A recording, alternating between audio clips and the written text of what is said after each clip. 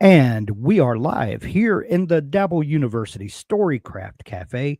I am your host, Hank Garner, and boy, do we have a great show for you today.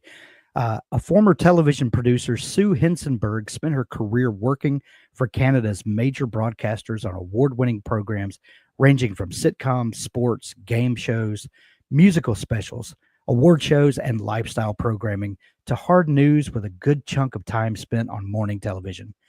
In July of 2020, she had 6 weeks off between shows, and having always wanted to write a novel, she thought, if not now, when? And why not me? The only thing that she knew for sure is if she didn't write it, nothing would happen. Fast forward a couple manuscripts and 148 agent rejections later, Sue started a new book in January 2023. She dabbled at it while working full time on the Juno Awards. And when she wrapped in mid April, she decided not to take on another show, but to invest in herself. She hit the keyboard hard, and a few months later, she had a new novel and a new mantra: shoot for the stars. Finding an agent was a whole different skill set, and she shares that process in her post on her blog. And she in turn found publishers who instantly embraced the manuscript with enthusiasm beyond even Sue's hopes. The retirement plan is published by Little Brown Book Group in the UK, William Morrow in the US, HarperCollins in Canada, and by several other fabulous publishers in May of 2025. As Sue wrote the book, the story played out in her head like a movie, and she's ecstatic. The film rights have been acquired by an acclaimed studio with seasoned and visionary producers attached who intend to bring the story to the big screen. Today, I want to welcome Sue Hincenbergs into the Storycraft Cafe. Welcome, Sue. Glad to have you with us. Oh, thank you, Hank. I'm so happy to be here. I'm excited to have you. Sue, you have a fascinating story. And I can't wait to dig into it. But we have a segment of the show that we have been doing to kind of get the conversation flowing. And I've got some questions that I want you to just answer off the top of your head. Don't give it much thought. You can elaborate if you want, but I don't want you to really dig deep on these. I mean, I'm just kind of wanting the off the cuff response. The first one: what's the first story you remember writing that made you feel like a writer? Writing. Um, you know what? It'd have to be the first book I wrote in 2020. I never felt like a writer until then. And you'll never see that book. I'm going to come back to that in just a little bit, but thank you for that answer.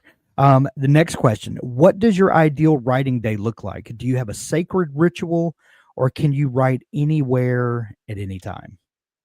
I prefer to get up. I start thinking right away about what I'm going to write. I walk my dog.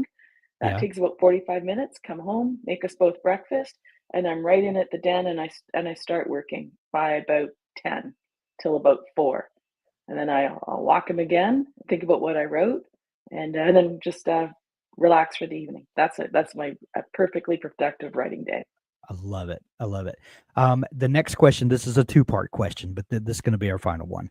What is the best piece of writing advice you ever received, and did you act upon it? Yeah. Make the boring parts fast and make the interesting parts juicy and slow. Oh, I love that. I love that. And did you take that advice? Yeah, I take it. Yeah. I think of that all the time when I'm like trying to work through something. I think, well, this is boring. I could just wrap this up in a line. Yeah, yeah. And the other part of that question is, what is the worst piece of writing advice you ever got, and did you act upon it? Hmm, the worst. Write every day because you just can't do it. Yeah. Yeah, that's the sad part is that we hear that advice all the time to, put your butt in the chair, do the work every day. And sometimes that works, and but sometimes but one thing I did pick up on that you said um earlier was that writing isn't always sitting at the keyboard. Sometimes writing is walking the dog. Sometimes writing is sitting and thinking about the story and working through all of the like. How long did it take you to come to that realization?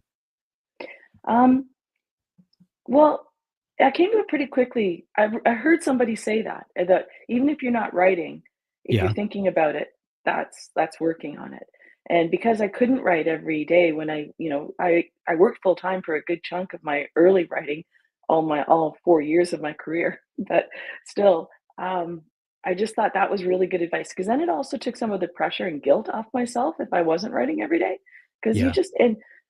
I don't even have little kids anymore. But and I in my writing groups, I have a lot of moms, and there's just no way they can write every day, and they kind of have a real apologetic, guilty feeling about that, and Mm, they shouldn't because it's an un for many, it's an unattainable, dream. You just absolutely. yeah. Yeah. Um, how long had you had this idea in the back of your head that you wanted to write a novel? Like you were working in a creative profession, and a lot of folks would think, this is enough. I'm I have my hands in making things all the time, and um, but what was the other kind of thing that gnawed at you, that to create something, to create a book, and to do that specifically? Yeah, well, I should clarify too, like, even though I work in TV, I've worked in the production part of it, so the business side of Yeah. it, so I would, like, work with writers we hired, but I never really wrote that much. Like, I didn't write, like, dialogue for a series, for example. And Yeah. I do storytelling in terms of TV shows in, like, Good Morning America, like, those kind of things, where I Mhm. would find an interesting story, figure out how to have that person on, and craft words around their story, but I was never, like, totally I'd never my imagination never played out on the screen. So I never had that kind of satisfaction, and I'd always been a big reader growing up and loved the being pulled into worlds, and I think I was probably imagining worlds younger. So I had the dream of writing a novel early on in my 20s. And then there's a whole Bruce Springsteen aspect to my dream, and that's that I went to a concert of his when I was 20, and I was totally inspired because if you know anything about the man, you'll know that he's inspirational and aspirational. And he talked about dreams, having them and not giving up on them. And I was 20 with the dream of writing a novel. I thought I could do anything I wanted in the world. And I just promised to myself and him in that concert, like, I'm going to write a novel. I'm going to hold on to that dream. And then over the years, I just couldn't get around to it because I had all kinds of other things to do. And every time he resurfaced on another tour or on Broadway or writing his own book, I'd be reminded of my promise to 20-year-old me Mm. and think I better get going on that. That's so funny. You're the second person in like a month that has had that same experience with Bruce Springsteen, and that Springsteen coming around was like a prodding, like, well, I can't let him know that I'm not doing the thing that he challenged me to do. Yeah, I can't give up on us. Yeah, right, right. Did you have a story idea in mind? Like, and I know that you said the first book that you wrote, you actually didn't publish, but was this a story that had been nagging you for a while, or um, was this a new idea that came? I guess what I'm asking is, what came first, the desire to write or the story that needed to be written? The desire to write came first, and then for the retirement plan, that story kind of came on the heels of the Two Ugly Stepsister first books I wrote, which were not Okay. very good. They were more family oriented, more about kids, like Yeah. a mom humor type thing. Okay. And then, and I didn't have any luck selling them. And I remember thinking when I was walking my dog, thinking that I bet you if somebody died in one of those books, I could sell it. And I like that. And at the same time, I was also wrestling with the idea of retiring. Somebody had asked me when I was about to retire, and that had just like shocked me because I had no idea I was at that stage in my life. And I realized I am. So retirement was kind of circling in my head. And a girlfriend of mine had said how, oh, her friends, they know what they're going to do to retire. They're going to win the lottery. And I thought, like that's not the most practical retirement plan, but for some of us, that might be what we're hoping for. And in that same vein, I started thinking about the people who are at the stage of their life ready to retire, but just they don't have the financial means and they don't have the partner they wanted. And I just that all played around with also wanting somebody to die. and Mm, and it just kind of like it was like a big puzzle, it was like a jigsaw puzzle I started to piece together. yeah. When you decided to start writing, did you have any, um, inkling of how story structure worked? We all, have watched movies, have read books, have watched TV shows. I mean, you've worked on the business end of entertainment. You kind of, I mean, we all innately understand how stories work, but then when you sit down at the keyboard and you start writing, like, was that an easy process for you to come to? Were there hurdles? Kind of what was that initial writing experience like for you?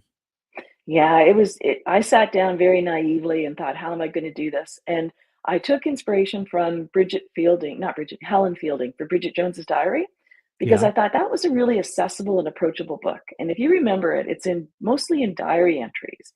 So there's a Yes. lot of humor in them. There's anecdotes, and then it plays out in scene. And I didn't know how to structure scenes completely. I didn't even really know how to do dialogue tags. But I thought I liked the way Helen Fielding wrote that book. And so I researched her and found out that she'd originally been a columnist in a London newspaper and wrote about single life, and then was persuaded to turn her anecdotes and her columns into a novel. So she didn't know how to string them together. So she looked for a story structure, and she found it in Pride and Prejudice. So she took the Pride and Prejudice plot and mirrored it, and then just brought it into modern life and had the kind of the fun Bridget Jones isms in it. And I thought, well, that was a really good idea, because then she's not reinventing a plot. Like, she's just and she's using, she has all the fodder of her columns. And Right. I'd had blog ideas on mom life and stuff. So, and I'd written a couple blogs, and I had plenty of anecdotes about being a mom. So I approached that book with that. The only thing is I couldn't find like a Pride and Prejudice plot, and then I Mhm. just tried to piece my own together. Um, and it didn't work very well, but I and along that line, I started to look into more books and courses and study structure a little bit, and gained a better understanding of it. How long did it take you to write that first book? It took about 7 to 8 months. I had the 6 weeks off in that summer. I did it every day, no days off, and then I had to go back to work, and then it was like some days I couldn't, some weeks at a time, I couldn't address it. So from the summer until that spring, so maybe 8 months or so. And I thought I had a pretty solid manuscript, but, after querying 98 agents and having, only 2 requests for a full, can I think I have opposition on my opinion on that. Yeah. This is a question that has been on my mind a lot lately, and I've gotten different responses from different authors, and I would love to get your perspective on this. Um, there are people that will write a book and query agents or decide to indie publish or whatever the mechanism that they choose, and it either doesn't sell to an agent or it never finds an audience. And some people will take that book and they'll take it down and they'll revise it and they'll resubmit it and they'll requery it and go through that process again, and either it finds an audience or it doesn't, and they'll revise that book again, and they'll keep at it until either it becomes the form that it needs to be or the market changes, whichever comes first. But they stick with this one story until something finally happens. Other people will query this book, it doesn't find an agent, and so they go write another book and they try again with a brand new project. um, when did you realize that it was time to move on from that first book and to try something else? And was there ever any temptation to just keep revising that first book until it became publishable? Yes, I did both, because the first book I revised into the second book. I kind of Yeah. took it, cut it in half. It had two major plots in it. I thought I'm just going to take the one and do that. So then I felt like I was like beating a dead horse. And again, Mm, I queried the second book like 50 times, and I don't think I was really confident in it as well, because I think I did wonder if I was just trying to, you know, make a, what's the saying, like a silk purse out of a pig's ear. Wasn't really right. sure, because at that point you're so into it, like you're so mired down in the work that you can't really be very objective of if it's a great idea or not. So I was kind of happy to just push it right aside and dig into something fresh, which was with totally different characters, totally different story with the retirement plan, different tone. The others had all been first person. This was now multi POV, and it was just like it was a breath of fresh air, and it was invigorating to try something new, not knowing if it would work either, but still, I just felt I'd had enough of those other characters, and they were a really good learning ground. I'm really glad I did them, and in retrospect, I'm also really glad they didn't sell because then I might have been like just kind of pegged and stuck in mumbook land, and I'm happy to Right. not be in mumbook land. Yeah. The retirement plan is such a great book. I had so much fun reading it. Okay. But what I wasn't necessarily prepared for was the level of humor that is in this book, and it's darkly funny. Um, it tackles some really uh, intense subject matter, but with a wink and a nod in a lot of places, and the humor really helps some of the darker aspects go down easy, and it's so easy to address tough topics when you get the reader laughing. What is that just part of your nature? Does humor come easily to you? Are you the kind of person that cracks wry jokes all the time? Like, how difficult was it to work in the humor aspects to this book? Yeah, I had to allow myself to open the door and let myself like hear my own voice and be Mm, my own person in that because I do and probably to a fault I look at things with a through a humor lens. I have to sometimes remind myself not to think of something's funny, like to appreciate that something is really serious and this isn't the time for a joke. It comes from my family. It's like our love language, nobody can ever just tell you anything. It's always what comes with a joke, like and I think we're related, Hugh, Sue. yeah, Yeah, yeah. And I love it. It's like my son was, locked outside of the door one night, and I ran downstairs to let him in, and I opened it's the middle of the night, he should be apologizing to me for getting me out of bed and having me open the door, but I opened it up, and he said, "Thanks." He said, "Did you just run through a wind tunnel to get here?" Because my hair was all a mess, you know? It's like, I just really appreciate that, and being yeah, made fun of, and, I take a joke and everybody in our family can take it and we give it. So that's what I liked in the dynamics of writing the friend groups, right. that's how they communicate. They love each other and there's respect and appreciation. But I have to say a girlfriend of mine was just recently telling me that her kids were making fun of her in their group chat and she was distressed and upset and she felt like they were ganging up on her and being mean. And I said, "No," like, and these are like 23-year-old boys, 20, and I said, "No, that's their love language. They're kidding you. Kid Oh, back." oh, let me tell you, I have 5 kids. My Oh, good for you. oldest he turns 30 this summer, and then my youngest graduates from college tomorrow. So that Oh, gives you an idea of the age group, and our family yeah. chat it can be brutal at times, I'll tell you. Yeah, but it I bet you laugh out loud Oh, sometimes too, ab right? every day, Yeah. every Yeah, day. Yeah, and that's the thing, and so that's much what I fun. took to the writing because that's just like, that's the fun of life, I think. Yeah, yeah.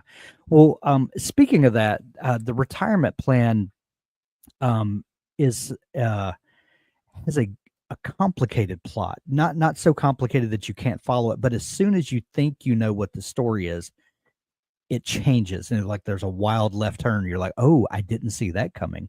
Um, how do you think about plot? And do you think about the plot of the book before you start writing? I know you talked earlier about kind of finding plot structure and learning, by kind of dissecting older stories and seeing how they work. But, like, in the writing of the retirement plan, did you think through all of these plot developments ahead of time, or do they kind of, evolve in the writing? A little bit of both. I had some signposts that I knew I Okay. wanted to hit, and that was really good. Like I had like certain dialogue lines, like I knew would be a good comeback kind of thing that I could frame around, and a surprise element. But I didn't have them all, and they were kind of pieced through as I went. And I wasn't exactly sure of my timing. I knew for sure I couldn't plot it out because I'd read those books like How to Save a Cat and this How to Save a Cat novel structure and all those books.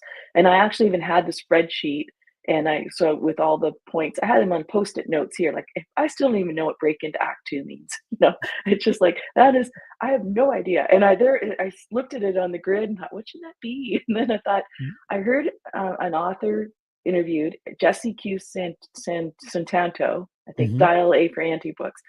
And Yeah. she said in the interview that she'd read all those books and she couldn't figure them out. So she just decided they didn't work for her. She would just write. And to me, that was like a huge relief. It gave me permission that, okay, I don't have to like structure like that. And then I just thought, I read a lot. I watch movies. I like all that. I'm going to wing it. And I'm just going to write what I'd want to read and trust that will have a feeling for it. And even an inciting incident, I'm not even sure what that is. And I'd hope someday somebody like takes apart my book and tells me what everything is, and if I did hit all those plot points, because I really don't know if I did or not. Well, you did, and Good. it's fantastic. Um, Sue, your story is very motivational, um, especially for a certain segment of the population who thinks, if I don't find success in my 20s, then I need to settle in and find a career, and I've kind of missed the boat at doing something new. You are publishing your first book, and um, it, in a time where a lot of people are thinking about, finishing their careers and things like that. And here you are starting a brand new one. What can you tell people who might think, it's too late for me? I can't do anything creative later in life. That's for the young folks who have, you know, more energy than I have, and all of that. Well, like, how do you think about starting something new, especially something creative, at this point in your life? Yeah, I think like how is this happening to me, Hank? I have no idea. It's just like I said to my husband the other day, we had a TV interview in the morning and we went for breakfast and we were on our way to book signings of all things. And I'm 64, he's just retired. And it's like this is really reaffirming that life can change if you go for things, Yeah. And I had no idea if it would work, but and I often wondered if I was just wasting my time doing it, but I enjoyed doing it. It wasn't like I was coming into this room and it was like I was being shut away and punished. I had a lot of fun here. It was a real challenge. It was like I like jigsaw puzzles. So instead of doing a jigsaw puzzle on the dining room table, I was in here sorting it out. It was still solitary, but it was just it was really enriching. And I just thought the only thing I knew for sure was that if I don't try, nothing will happen. Right. So it's like, I had nothing to lose. But I didn't just but I really wanted to be published. I have to say, I wasn't just writing for the fun of it. I was writing to be read because I get a big kick out of reactions and that. And Yeah. so I just realized too that I had to learn. I couldn't just keep writing the same stuff and getting 150 rejections. I had to get better. So I took courses and listened to podcasts and joined writing groups and had really good feedback from them and just tried to evolve. Yeah. Let's talk about those rejections for just a minute. My friend Abby has been going through the process of querying agents and dealing with some frustration around that. And we've had a lot of conversations about it. But what kept you? What kept motivating you to go forward? How many rejections did you say that you had total? Well, 197. Well, and I had some offers. I queried 198 times, and I probably had Wow. 12 offers of representation. So I guess that's like 186 rejections. And even after the book had sold in major deals, Canada, the US, movie, I was still getting emails back from agents saying, sorry, this book, we just don't see how we could sell it. We don't identify with the characters. Good luck. If you write something else, get back to us. So it just shows you, right? Right, right. And y- you get two or three, and you think, oh, okay, well, I just wasn't right for them. You get four, five, six, and you're like, okay, well, there's still plenty more. You start getting 10, 20, 30, and you start thinking, okay, is it them or is it me? Like what keeps you moving forward when you when you get past 100 rejections, what keeps the fire burning? Well, it was that you can change. So I had the 98 rejections on book 1 and I gave up on it. I thought I can take a hint. And then but I can write something else too, right? Yeah. So I tried something else. And then I had 50 rejections on that. I thought, okay, I can take that hint too.